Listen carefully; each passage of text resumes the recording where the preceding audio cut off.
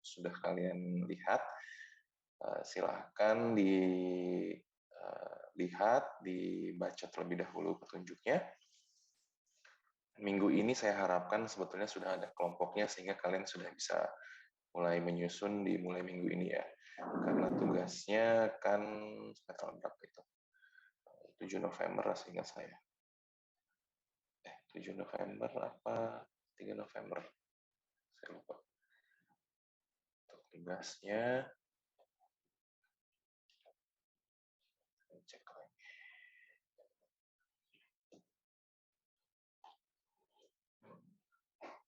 Ya, 7 November. Betul. 7 November. Jadi kira-kira 1, 2, pas 3 minggu ya untuk tugasnya. Oke. Untuk materi minggu ini kita akan membahas tentang subprogram. Ada 2 sub topik, yaitu tentang fungsi dan tentang prosedur. Dan ternyata hari Rabu tanggal merah ya, walaupun hari liburnya itu hari Selasa, tapi digesernya jadi hari Rabu gitu. Jadi hari Rabu terpaksa tidak ada kuliah. Ya, ini materinya agak cukup banyak sih untuk satu hari ini, mungkin jadi kita harus kejar di minggu yang lain. Ya terserah kalian, apakah nanti mau dibikin kuliah pengganti hari Rabu atau ya sudah kita lanjutkan di hari berikutnya saja di hari Senin ya. Itu mau gimana? Saya sih pengennya udah lanjut hari Senin aja ya. Iya Pak, setuju Pak. Iya Pak, setuju Pak. Setuju Oke, Pak. dilanjut hari Senin aja. Jadi mungkin kita agak sedikit kebut untuk pembahasan materinya di hari ini dan nanti di hari Senin minggu depan. Tapi mungkin jadinya ada interval yang cukup panjang dari minggu ini ke minggu depan ya. Jadi silakan Anda baca-baca terus sambil menunggu ke pembahasan di minggu selanjutnya. Oke, terkait tugas nggak ada pertanyaan? Atau belum ada pertanyaan? Bapak mau tanya. Ya, silakan. Bapak mau tanya. Jadi kan kelas kita tuh 70 orang kan. Cuman kalau nggak salah 2 orang tuh udah nggak ada Pak, ngundurin diri. Jadi biar pas gitu kan dibikinnya jadi satu kelompoknya 4, nggak apa-apa kan Pak? Maksudnya Nggak jadi apa-apa. biar 17 kelompok rata. Oke, Berarti tidak kalau apa-apa. satu temanya ada 2 kelompok nggak masalah? Ya, nggak usah. Memang dibuat satu temanya kan maksimal 2 kelompok. Gitu. Oh ya, baik Pak. Makasih. Oke. Yuk.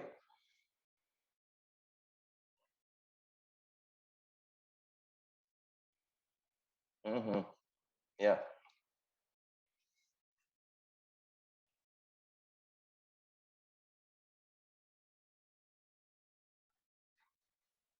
Sebetulnya kan itu modul yang di kelompoknya berapa sih harus jadinya? Harusnya pas ya.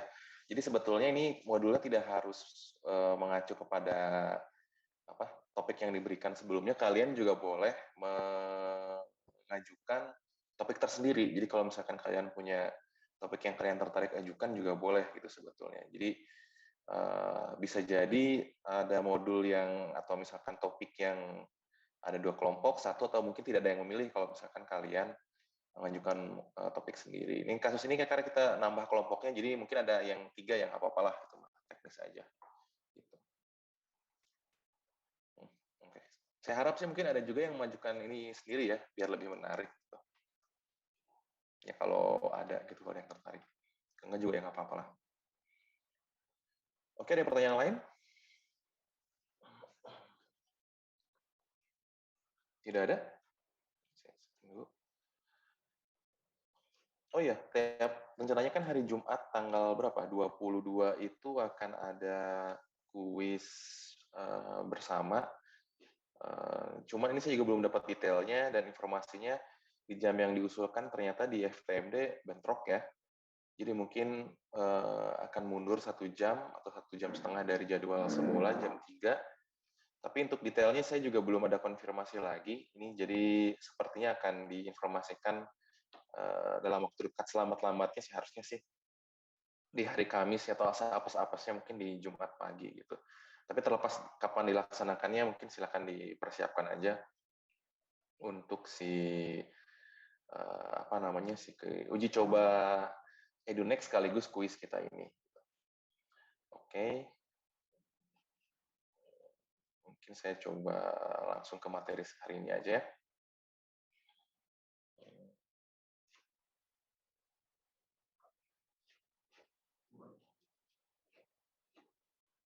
Oke, seharusnya slide saya sudah terlihat.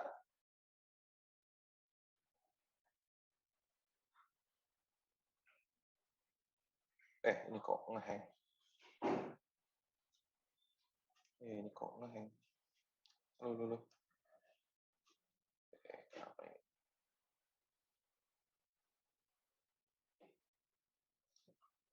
Oke, sip. Baru muncul. Oke, ini materi kita hari ini.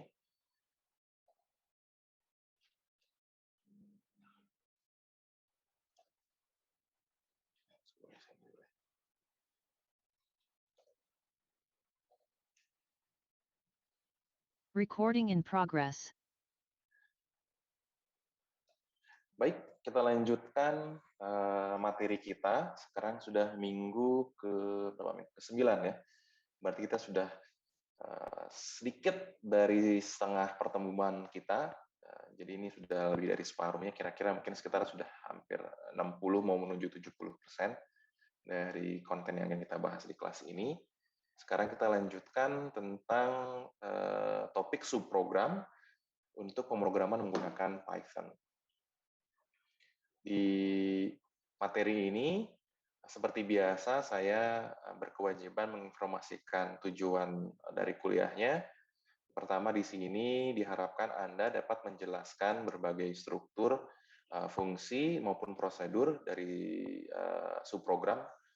Lalu kedua adalah membuat algoritma untuk kategori subprogram, antara lain fungsi dan prosedur, berdasarkan definisi yang telah diberikan. Lalu ketiga, menggunakan atau memanggil fungsi atau prosedur dalam program utama. Oke, sebelum kita masuk ke materi sesungguhnya nih, lagi-lagi kita akan berikan pengantar dulu mengenai apa itu subprogram. Jadi awalnya kita punya yang namanya kode yang berulang. Gitu. Jadi semakin besar suatu program, maka semakin banyak pula bagian kode yang mungkin berulang atau akan kita pergunakan di tahapan atau langkah selanjutnya. Oleh karena itu, tentunya tidak efisien jika bagian kode yang sama atau serupa ini diketik berulang-ulang. Bahkan kalau hanya di copy and paste itu juga membuat algoritmanya atau misalkan source code-nya menjadi terlalu panjang mungkin, tidak efisien sebetulnya. Jadinya selain itu juga berpotensi untuk memunculkan kesalahan baik dari salah pengetikan maupun salah copy dan lain sebagainya. Di samping itu juga dalam banyak persoalan nanti akan ditemui berbagai bisa rumus, bisa formula atau perintah atau logika yang ternyata berulang-ulang dan dipakai dalam satu program. Oleh karena itu dipikirkan ini bagaimana caranya supaya kode tersebut tidak perlu dibuat berulang-ulang. Jadi cukup kita definisikan satu kali, tapi kemudian dapat digunakan secara terus-menerus dalam program yang sama setelah kita definisikan sampai dengan program itu berakhir atau misalkan kita inginkan sesuai dengan hasil yang ingin kita peroleh dari si programnya. Jadi untuk kategori program yang berulang-ulang tersebut dapat kita bagi menjadi dua kelompok. Jadi hal ini bukan subprogram. Subprogram itu merupakan di sini dituliskan a set of instruction designed to perform a frequently used operation within a program. Jadi seperti yang sudah saya sebutkan sebelumnya, jadi ini adalah sebuah struktur atau definisi yang sudah kita buat sebelumnya dan cukup sering dipanggil atau digunakan dalam sebuah program. Subprogram sendiri ini terbagi menjadi dua kategori. Yang pertama ada fungsi dan yang kedua adalah prosedur. fungsi ini sama seperti fungsi dalam matematika ya, dia memetakan suatu input ke range-nya atau output-nya. Jadi misalkan kita punya nilai masukan sekian, misalkan 3, lalu diberikan fungsi tertentu, maka nilai berubah menjadi 27. Dalam hal ini fungsinya dikalikan dengan 9 atau dipangkatkan 3 misalkan. Lalu yang kedua adalah prosedur. Prosedur artinya sederetan instruksi yang jelas, kondisi awal dan kondisi akhirnya. Ini mirip seperti program secara umum, namun dalam skop yang lebih kecil. Makanya yang masuk kategori subprogram dan bisa dimasukkan ke dalam program utamanya kita. Baik, kita bahas dari flowchart-nya terlebih dahulu. Kita lihat di sini untuk pemanggilan subprogram. Di dalam program utama kita, ini titik-titik ini berarti proses sebelum kita memanggil subprogram, dan titik-titik lainnya ini adalah proses-proses lain setelah kita memanggil subprogram kita. Jadi kita mulai melakukan perintah tertentu, lalu akhirnya kita masuk ke subprogram kita, memanggil subprogram kita, di mana dia memiliki list parameter dan nilai aktual, lalu akhirnya dilanjutkan ke proses lain yang kita perlukan, dan kemudian selesai di sini. Nah, di sini untuk si subprogram ini, kita bisa buatkan insert atau informasi tambahan tentang subprogramnya. Jadi dari subprogram ini biasanya kodenya, bentuknya rektangular, kemudian ada garis di dalam seperti ini yang menyediakan subprogram. Nah, ini bagian ini juga bisa kita rincikan atau pecah lagi, detailkan menjadi flowchart tersendiri. Jadi dia punya flowchart yang membahas atau menjelaskan si spesifik dari si subprogramnya ini. Isinya bisa prosedur atau function, ini parameter dan sebagainya, ini proses atau logic yang diberikan, lalu return ini memberikan atau memberikan nilai yang kita inputkan ke dalam program kita, lalu diproses selanjutnya hingga selesai. Oke, ini saya pikir pengantarnya cukup jelas mengenai apa itu subprogram dan bagaimana subprogram bisa diimplementasikan atau digunakan dalam sebuah program utuh. Oke, kita bisa masuk ke bagian yang pertama dari subprogram, yaitu fungsi. Apa itu fungsi? Di sini fungsinya mirip dengan konsep pemetaan dan fungsi yang kita temui sehari-hari dalam proses dalam matematika di sini. Jadi dia mengasosiasikan atau memetakan antara dua himpunan yang kita ketahui, yaitu domainnya dan range-nya ini. Domain ini adalah input yang kita berikan, dan range ini adalah hasil yang kita peroleh. Setiap elemen pada himpunan domain dipetakan tepat ke satu elemen pada himpunan range di sini. Jadi misalkan dari bentuk segitiga ini diberikan ke lingkaran, lalu yang misalkan persegi kuning ini pada bentuk lingkaran blur kuning, dan seterusnya. Dalam kasus ini kita berikan contoh, misalkan ada sebuah fungsi f, kita berikan inputnya x, dia akan memproses nilai inputnya menjadi x kuadrat. Dalam hal ini dia fungsi untuk menghitung menghitung kuadrat dari satu bilangan. Untuk domainnya sendiri bilangan bulat, ya berarti misalkan integer. Untuk range-nya dia bilangan bulat juga, hasilnya akan selalu positif atau minimal 0 ya untuk kuadrat ini. Jadi, kalaupun Anda punya input domainnya bilangan negatif, kalau kita kuadratkan akan selalu jadi positif ya. Jadi kita punya fungsinya di sini x kuadrat, kita punya si domainnya, lalu kita juga bisa dapat si range-nya atau ada hasil dari si fungsi ini. Ini kalau dibuat dalam bentuk grafik, kalau Anda ingat di matematika seperti ini, dan juga misalkan nyatakan dalam notasi seperti ini, di mana f dia merupakan fungsi dari x yang menjadi y. Nah, dalam pemrograman, fungsi ini sebetulnya kita seperti membuat atau merakit sebuah black box. Black box ini sebuah kotak istilah yang kita berikan yang kita nggak perlu tahu apa yang terjadi di dalamnya, kita cukup memberi kondisi awal, lalu kita memperoleh akhirnya saja. Kita tidak perlu tahu proses yang terjadi atau detail yang terjadi di dalam si black box ini. Itu istilah yang kita gunakan, yang kita rujuk pada si term black box. Nah, di dalam program kita membuat black box tertentu. Jadi sebetulnya dalam program fungsi kita merakit isi dari black box-nya. Tentunya walaupun kita sebut black box, tidak perlu tahu apa yang terjadi di dalamnya, yang kita pengen tahu awal dan akhir saja, tetap aja kan kita perlu mendefinisikan atau merakit dalam tanda kutip si black box tersebut. Itu bisa dapat kita pergunakan. Jadi untuk si fungsi ini juga didefinisikan sebagai bagian terpisah dari program dan dapat dipanggil dalam program utama kita. Jadi dia ada kondisi seperti program kita, di mana dia punya nilai keadaan awal, lalu perintah atau logic yang diberikan, yaitu si fungsinya ini, dan akhirnya memperoleh keadaan akhir.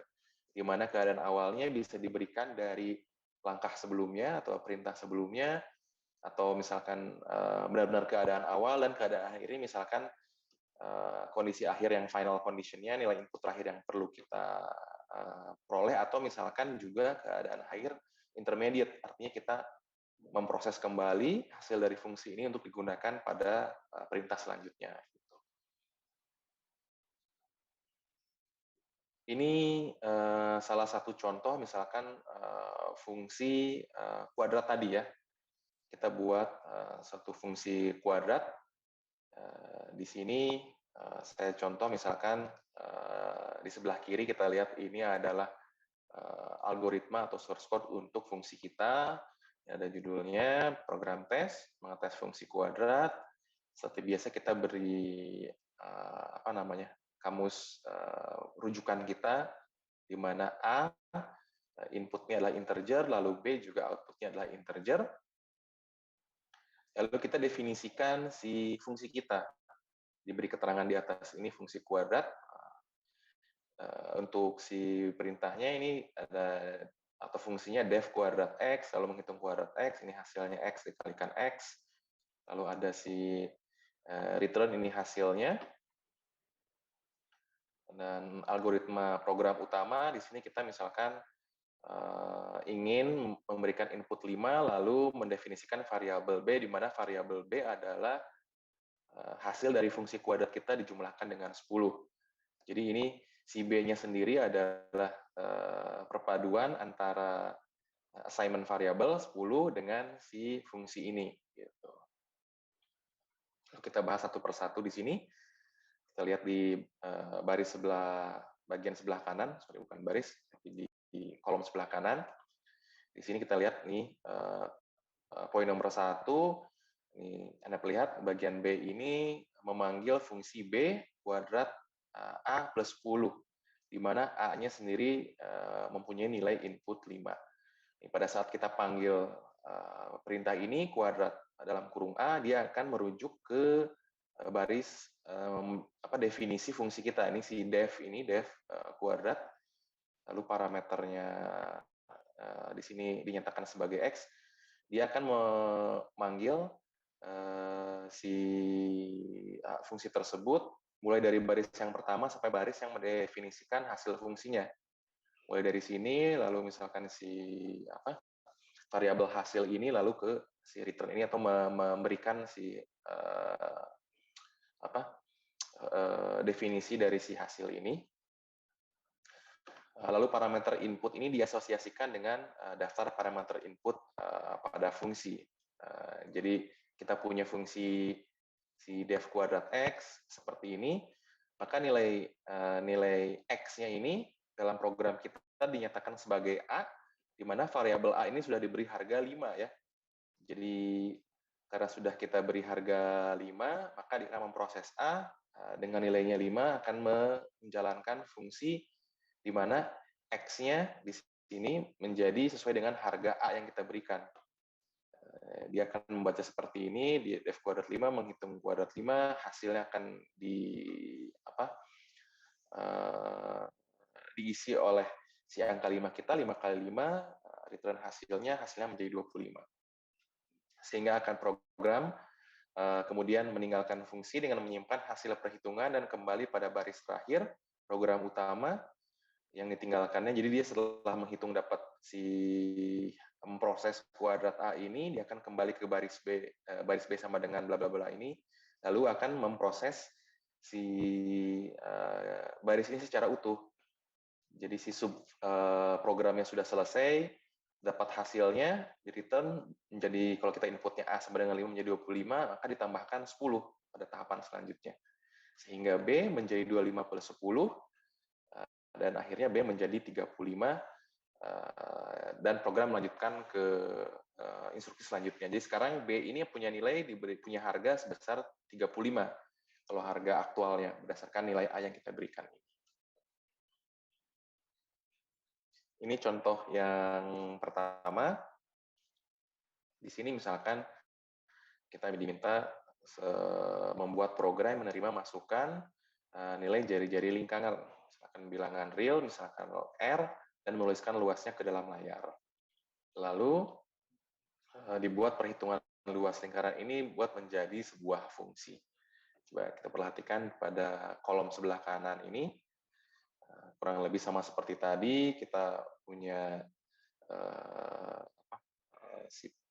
definisinya. Ini jadi di bagian yang kotak berwarna biru ini, mencakup semuanya program kita. Lalu di yang warna kedua ini, kita mendefinisikan si program kita atau fungsi kita. Dalam Python, ini perintahnya kita berikan command def, lalu nama fungsi kita apa, lalu di dalamnya parameter apa saja yang kita gunakan untuk memanggil si memanggil si subprogram atau fungsi yang kita sudah berikan nama di sini. Misalkan untuk fungsi luas, maka dia perlu parameter R. Seperti biasa, kita perlu membuat kebiasaan untuk memberikan komentar untuk merujuk sebetulnya program atau fungsi ini digunakan untuk apa. Di sini menghasilkan luas lingkaran berdasarkan jari-jari R.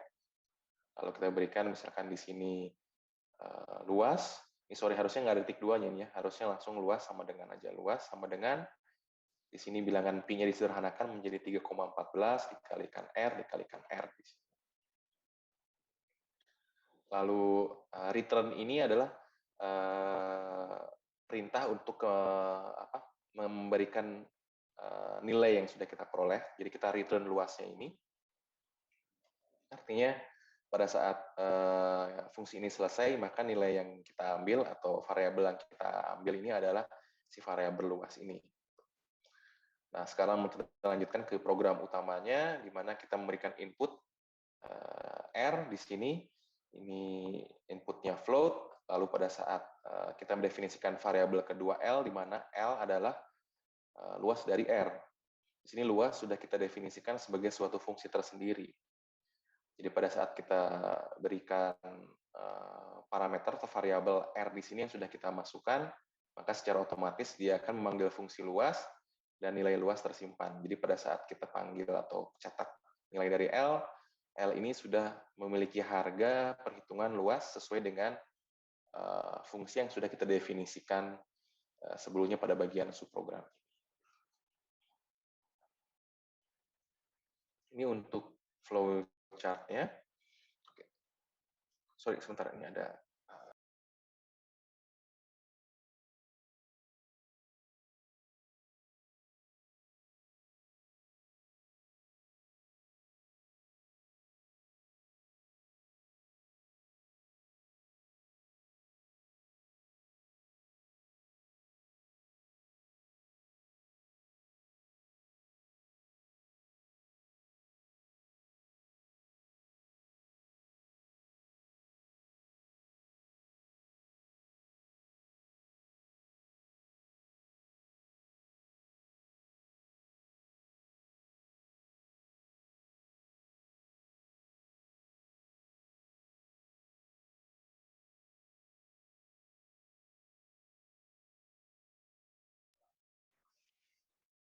Oke, saya lanjutkan lagi, mohon maaf, ada interupsi sedikit.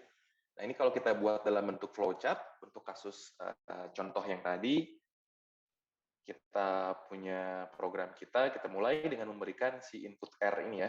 Input R-nya sesuai dengan user, terserah mau berapa harganya. Lalu yang kedua adalah kita membuat variabel L, di mana variabel L ini nilainya diambil dari fungsi luas ini, di mana luasnya merupakan mengambil parameter R sebagai salah satu fungsi yang akan diproses. Kalau yang selanjutnya, kita diminta untuk mencetak atau memberikan nilai dari variabel L yang sudah kita definisikan berdasarkan perintah subprogram fungsi ini. Selesai. Nah, untuk sebelah kanannya dibuat flowchart tambahan yang menjelaskan isi dari si subprogram fungsi luas R ini, di mana luas R ini didefinisikan sebagai atau diminta untuk mengembalikan nilai dari 3,14 dikalikan R di sini.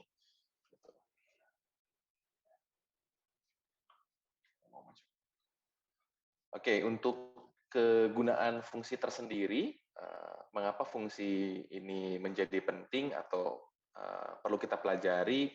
Pertama, di sini jelas bahwa program dapat didekomposisi menjadi sub-sub bagian ya. Jadi tiap subbagian juga dapat didefinisikan sebagai fungsi yang tinggal dipanggil sebagai satu baris atau ekspresi dalam bidang utama. Jadi kita bisa beri nama yang berbeda-beda, misalkan tadi ada kasus lingkaran, ada fungsi misalkan menghitung luasnya, menghitung kelilingnya, atau menghitung panjang,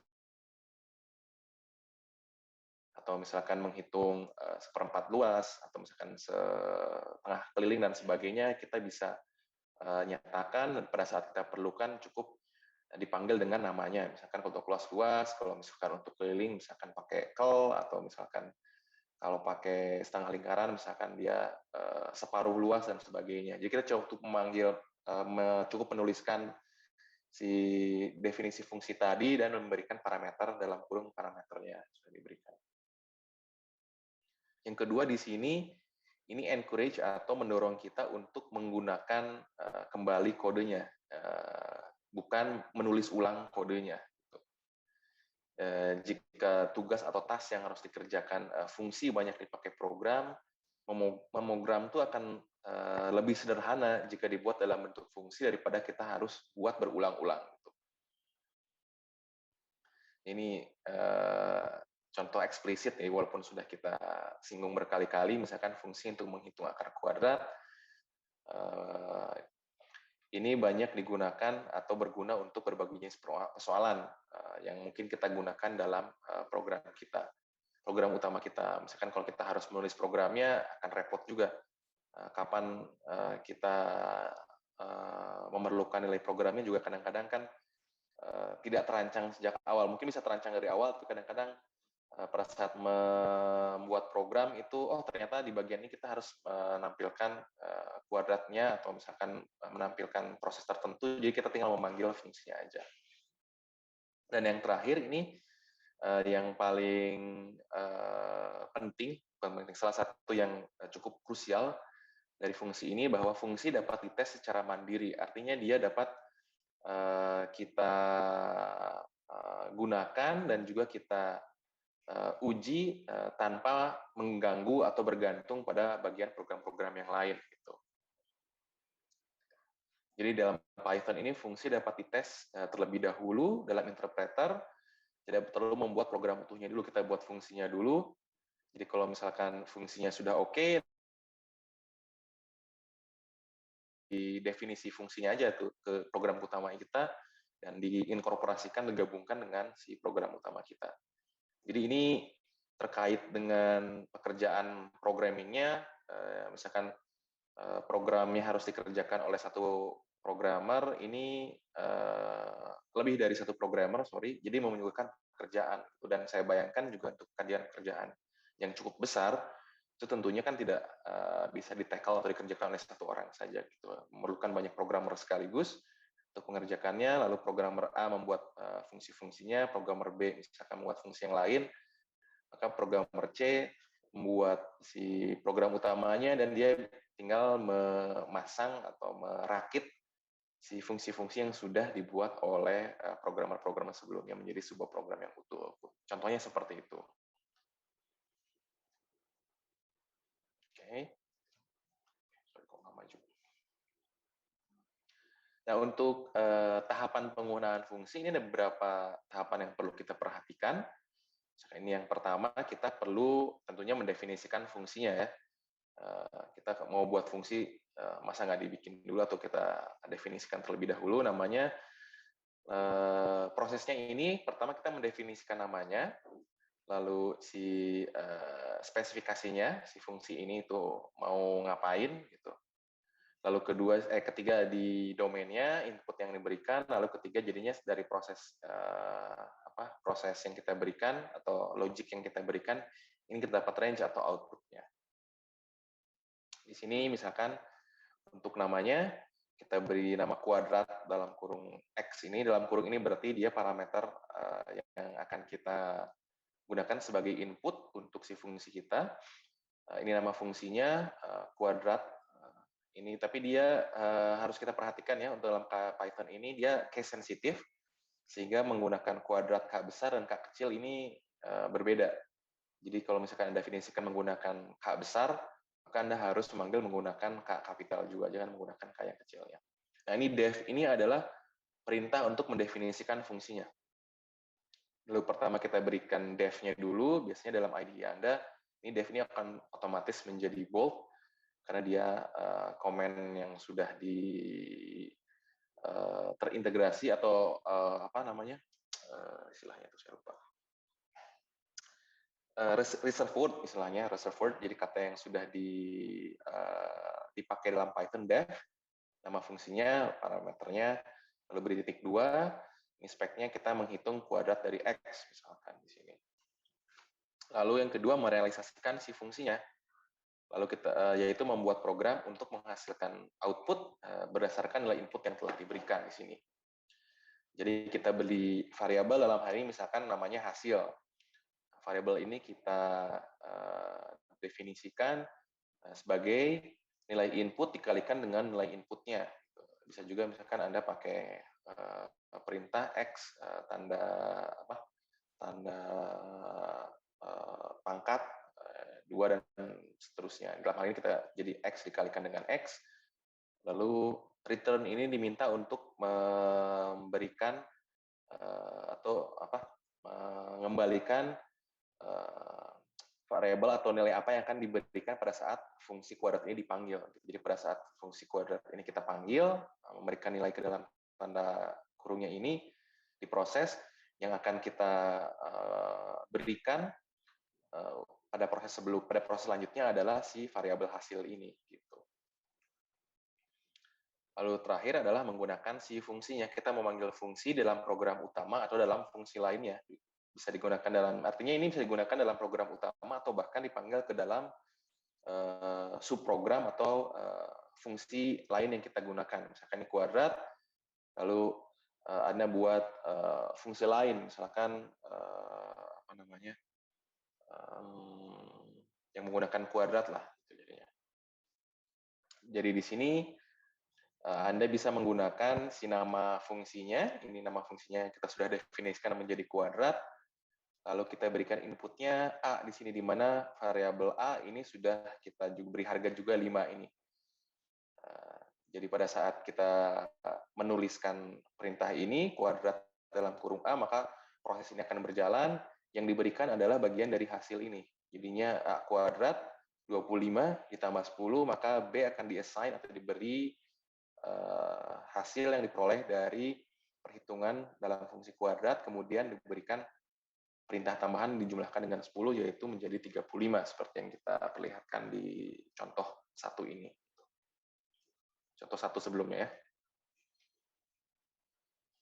Nah, untuk mendefinisikan fungsi, ada beberapa hal yang perlu kita perhatikan untuk tahapan ini. Yang pertama, kita perlu mendefinisikan di bagian blok kamus. Jadi nanti si fungsinya ini juga di-encourage untuk memiliki kamus tersendiri. Lagi-lagi ini misalkan Anda sudah buat, lalu Anda tidak sentuh dalam beberapa minggu, berapa bulan, nih kadang-kadang lupa juga ini buat apa ya, atau misalkan ini inputnya apa, ini bisa menjadikan sebagai acuan atau rujukan Anda pada saat Anda kembali menggunakan fungsi tersebut. Yang pertama tentunya adalah nama dan spesifikasi dari si fungsinya. Lalu yang kedua adalah himpunan nilai domain, misalkan tipe datanya, parameter inputnya apa saja, jadi supaya kita nanti pada saat memanggil fungsinya tidak salah. Jangan Anda bikin fungsi dengan inputnya misalkan float, tapi Anda panggil menggunakan string atau karakter. Lalu himpunan nilai dari range-nya, di sini menjelaskan tipe data dari output yang kita peroleh dari si fungsi tersebut. Ini kita gunakan contoh fungsi kuadrat lagi, di mana f simbol fungsi merupakan mengambil parameter x, fungsi dari x, sama dengan x kuadrat di sini. Nama fungsinya adalah kuadrat. Ini perlu dibuat oleh kita sebagai programmer. Jadi namanya pun suka-suka kita sebetulnya. Anda bisa mendefinisikan si nama fungsi sesuai dengan kebutuhan kita. Tapi memang biasanya nama fungsi itu dibuat dekat dengan si kegunaannya supaya tidak membingungkan. Gitu. Kalau misalkan membuat fungsi kuadrat, ya berilah nama kuadrat. Jangan diberi nama misalkan perkalian order 2 misalkan, kan terlalu panjang dan tidak intuitif, jadi intuitif kuadrat misalkan. Lalu untuk spesifikasi fungsinya apa kegunaannya, menghasilkan kuadrat dari si x kita. Tipe data inputnya misalkan dalam hal ini contohnya integer, lalu dia juga akan menghasilkan tipe data output yang jenisnya integer juga gitu. Nah, ini kita bahas lebih lanjut lagi. Jadi untuk mendefinisikan fungsi dalam Python di sini dalam bentuk ini code kita, walaupun ini masih pakai placeholder ya. Ini seperti saya bilang nama fungsi digunakan keyword def, reservoir-nya def di sini. Halo. Nah di sini kita misalkan beli nama fungsinya apa, ini placeholder-nya terserah untuk hitung luas, misalkan nama fungsinya ya luas.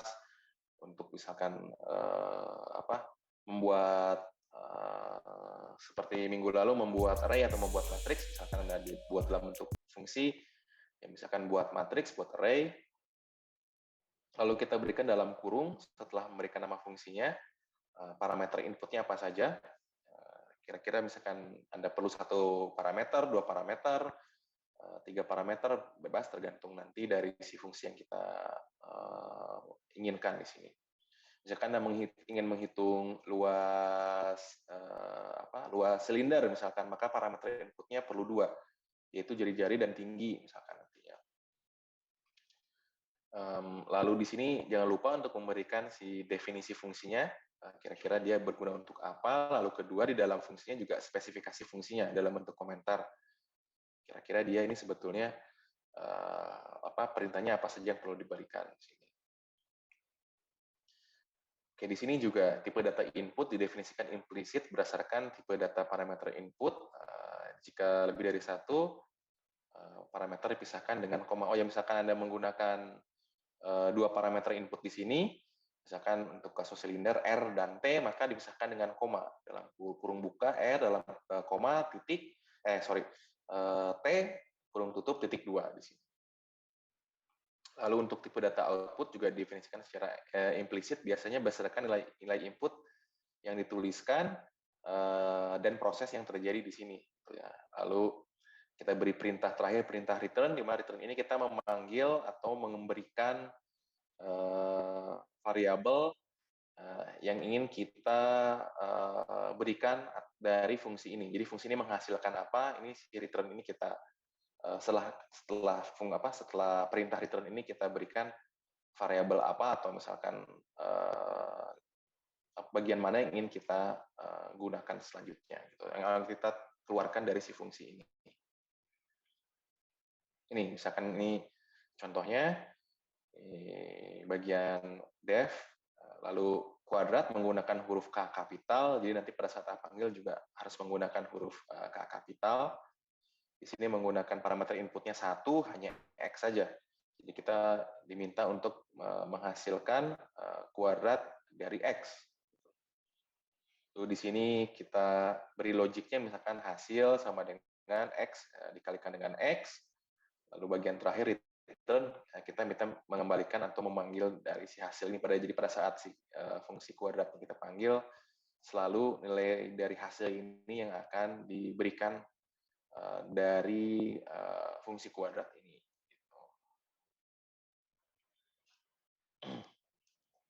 Oke, selanjutnya kita merealisasikan si fungsinya atau merakit sebuah program untuk menghasilkan nilai output berdasarkan nilai inputnya. Gitu. Di dalam kasus ini kita menggunakan segala jenis instruksi yang mungkin ada dalam program kita. Dan jadinya kita memungkinkan adanya kamus-kamus lokal atau variabel yang terdefinisi secara lokal hanya dalam fungsinya saja sini. Jadi Anda punya kamus global, istilahnya yang digunakan untuk seluruh program di luar si fungsi ini, dan juga variabel-variabel global, tapi juga nanti ada variabel-variabel lokal yang mungkin hanya digunakan terkait kebutuhan mendefinisikan atau merakit dalam isi fungsi ini. Gitu. Jadi ada kamus-kamus lokalnya, variabel lokal misalkan untuk menghitung luas lingkaran, misalkan di dalam program utamanya kita tidak perlu menghitung luas lingkaran, sehingga misalkan kita tidak perlu membuat variabel pi, misalkan walaupun pi itu bisa kita import dengan modul math, tapi kita misalkan kita buat manual. Anda buat namanya variabel pi sama dengan 3,14. Tapi nanti pi ini hanya kalau Anda buat dalam si indentasi dalam fungsi ini, dia hanya bisa dikenali di dalam fungsi ini. Kalau Anda panggil di luar fungsinya, si pi tersebut dia tidak akan dikenali atau menjadi error. Gitu. Nah, lalu ini di dalamnya ada algoritma, di dalam fungsi kita juga jadi punya algoritma tersendiri, di mana ada deretan instruksi untuk menghasilkan nilai output berdasarkan nilai parameter input yang sudah kita berikan di sini. Gitu. Lalu bagian terakhir, perintah return, itu perintah untuk menuliskan hasil fungsinya. Ya, artinya setelah ini dibaca semua, kita diminta mengembalikan bagian mana ya kita bisa pilih dari si algoritma ini. Gitu. Ya, misalkan kalau tadi hasil untuk X kuadrat, ya kita minta kembalikan untuk si nilai hasil ini atau return hasil dari X kuadrat tadi. Gitu. Nah, ini lebih jelas lagi. Di sini definisi fungsi X kuadrat, fungsi kuadrat, ya, kita beri definisinya. Lalu ini ada perintah def untuk membuat si fungsi kuadrat. Ini kamus lokal kita menghasilkan kuadrat X, lalu menggunakan kamus lokal juga. Nih hasil ini adalah variabel lokal, hasil ini. Jadi kalau Anda misalkan memanggil hasil di luar fungsi ini secara global, program utamanya tidak akan mengenali, karena di dalam program globalnya dia tidak tahu atau tidak mengenal variabel hasil ini. Variabel hasil ini hanya didefinisikan atau diketahui oleh subprogram kuadrat ini, di dalam subprogram kuadrat ini. Gitu.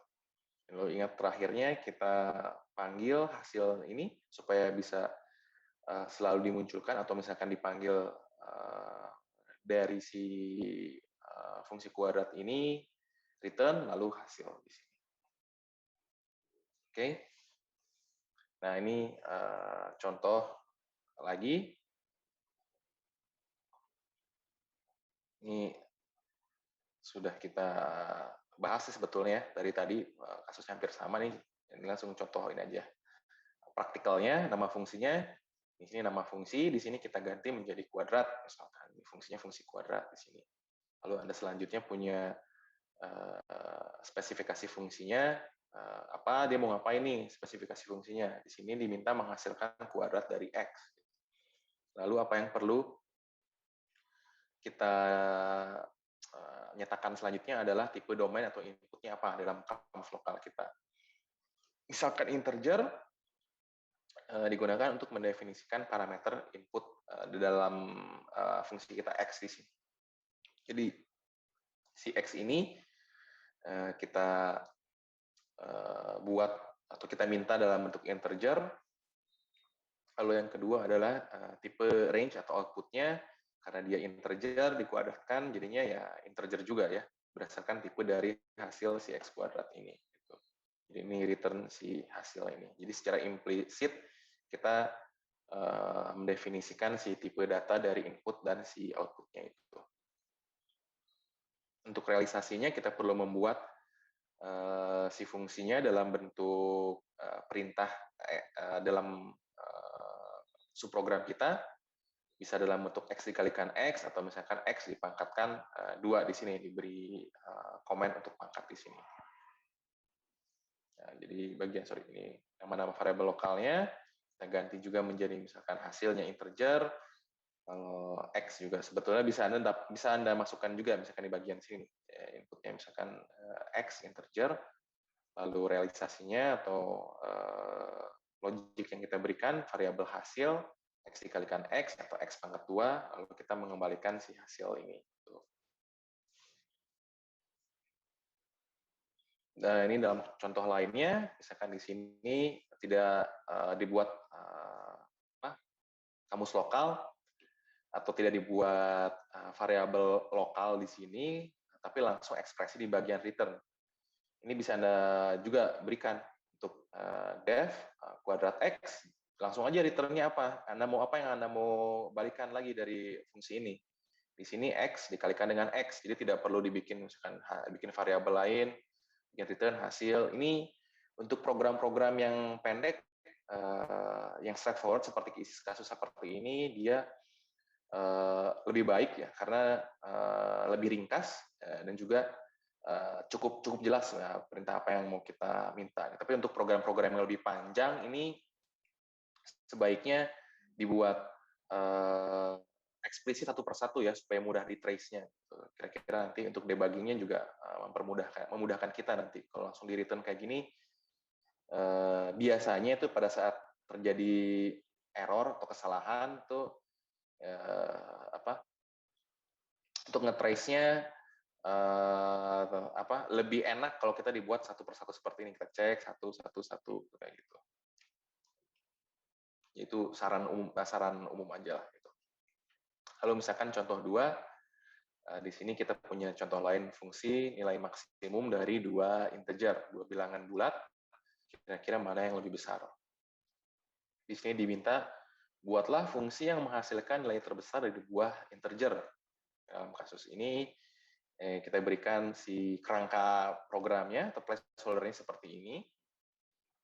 Lalu misalkan kita beri nama fungsinya max2 nih.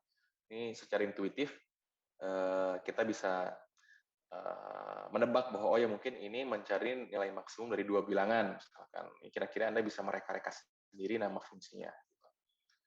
Ini diganti misalnya fungsi max2 ini definisinya atau nama fungsinya max2, lalu kita ulangi lagi prosesnya, spesifikasi fungsinya apa sih, bila diketahui A dan B, bilangan integer dihasilkan bilangan terbesar antara A dan B. Di sini kita nyatakan di sini, tuliskan untuk memperjelas supaya kita tidak lupa pada saat kembali mengerjakan si subprogram ini. Inputnya apa? Tentunya 2 bilangan, yaitu A dan B ya. Kita perlu 2 bilangan A dan B untuk membandingkan keduanya. Lalu tipe outputnya juga sama, karena sebenarnya kan bilangan nggak jadi apa-apain, hanya dibandingkan saja. Jadi karena nilai inputnya integer, ya outputnya juga masih sama gitu, masih A dan B. Ini kita hanya membandingkan saja. Lalu relasi fungsinya di sini menggunakan misalkan if, lalu else di sini. Algoritmanya di dalam def ini diberi indentasi. Misalkan jika A lebih besar atau sama dengan B, maka max A, else maxnya B, lalu diminta dikembalikan atau return-nya adalah si max ini, si variabel max, yang mungkin bisa diperoleh dari logik pertama if ini sama dengan A, jika dia A-nya lebih besar sama dengan B, atau dia kan sama dengan B jika tidak memenuhi logik di sini. Jika dia lebih kecil dari B, maka otomatis nilai maksimumnya adalah B. Maka yang dikembalikan dari fungsi ini adalah si dari max ini. Jadi silakan Anda coba sendiri ya di dalam Python Anda. Gitu. Nah, ini juga tadi contoh yang lain di sini misalkan kita ringkas si return-nya, jadi tidak dibuat algoritma utuhnya dulu baru mengembalikan nilai dari si max-nya, tapi kita bikin return-nya di dalam logic kita. Kalau cek di dalam contoh sebelah kanan ini, if-nya langsung A lebih besar sama dengan B, langsung di return aja A. Jadi kalau ini sudah memenuhi, maka langsung kita return aja nilai yang A-nya. Jika tidak, maka yang di return adalah nilai B-nya dari kedua input A dan B ini. Gitu. Oke, itu kira-kira mungkin materi terkait fungsi. Di sini ada latihan.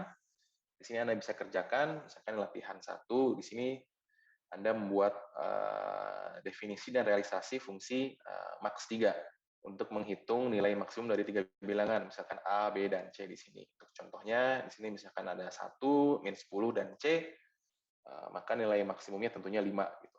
Kalau Anda ganti lagi, misalkan menjadi 2, 10, dan 45, misalkan C-nya, maka nilai maksimum 45. Algoritmanya sederhana aja ya. Jika A lebih besar sama dengan B, dan A lebih besar sama dengan C, maka maksimumnya A, dan seterusnya. Kira-kira seperti itu. Anda bisa buat program lain yang namanya max 3. Gitu. Oke, ini sudah 14.54, ini harusnya sudah selesai, tapi mungkin saya akan buka dulu untuk tanya-jawab aja, mungkin 1-2 pertanyaan. Oke, silakan, kalau ada pertanyaan. Atau cukup jelas?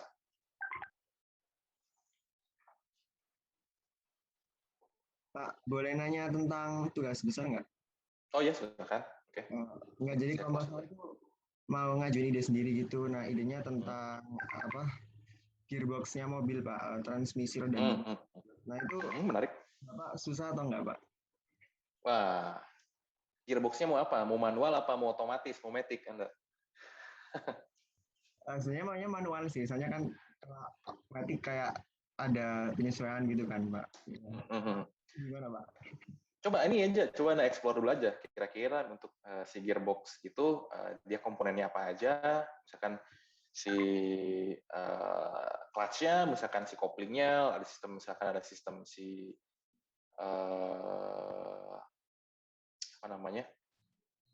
persnelingnya dan lain sebagainya, itu coba Anda breakdown dulu aja dengan dekomposisi tadi. Itu satu. Yang kedua, Anda bayangkan juga ini bisa nggak kalau misalkan kita disimulasikan dalam sebuah program, kira-kira jadi seperti apa gitu programnya. Misalkan Anda ngasih inputnya gimana, masukkan outputnya gimana. Misalkan inputnya adalah Anda masukkan gigi 1. Kalau masuk ke gigi 1, kira-kira bagian couplingnya harus kayak gimana, roda gigi mana yang harus muter, itu coba Anda pikirkan juga. Itu. Nah, itu kalau misalkan Anda kebayang, itu baru kita ngobrol lagi lah. Gitu. Kira-kira apakah ini terlalu besar, terlalu sederhana, terlalu rumit, gitu. Breakdown dulu aja, dioret-oret aja dulu. Tapi ada kayak minimal jumlah dekomposisinya gitu nggak, Pak? Kayak misalnya harus minimal 5 atau 4 gitu. Sebetulnya enggak sih, tapi kalau cuma 1 atau 2 kan terlalu sederhana lah menurut saya gitu. Kalau misalkan cuma 1 ya berarti sistem Anda cuma itu aja gitu, nggak ada sub programnya gitu ya. Minimal kalau bisa sih tidak-tidaknya 2 atau 3 lah. 2 itu udah bare minimum banget menurut saya. Jadi mungkin nantinya pengaruhnya ke mungkin saya ke penilaian aja gimana kok Anda mengambilnya terlalu sederhana atau gimana itulah. Baik, Pak. Makasih, Pak. Oke, mudah-mudahan cukup jelas, Davin. Yang lain mungkin terkait materi kelas misalkan, atau misalkan kalau terkait tugas juga boleh di luar kuliah, bisa di MS Teams atau lewat email aja misalkan, kalau Anda mau kontak saya. Untuk kuliah kali ini gimana? Cukup jelas?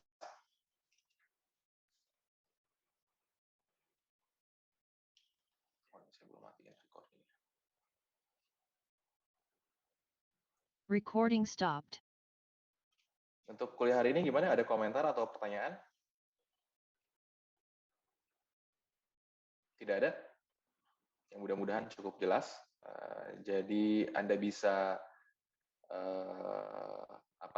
review sendiri, dan juga nanti soal yang latihan tadi coba Anda kerjakan ya. untuk si latihan Max 3 itu mudah lah, kurang lebih hampir sama dengan yang Max 2 tadi gitu. Jadi tinggal itu kayaknya nggak nyampe 5 menit juga bisa tuh. Jadi saya harap juga Anda coba. Setelah itu nanti kita akan bahas tentang prosedur. Oke, ini sepertinya tidak ada pertanyaan lagi ya untuk kuliah hari ini. Sorry agak kelebihan 7 menit, kita harusnya beres 2.50.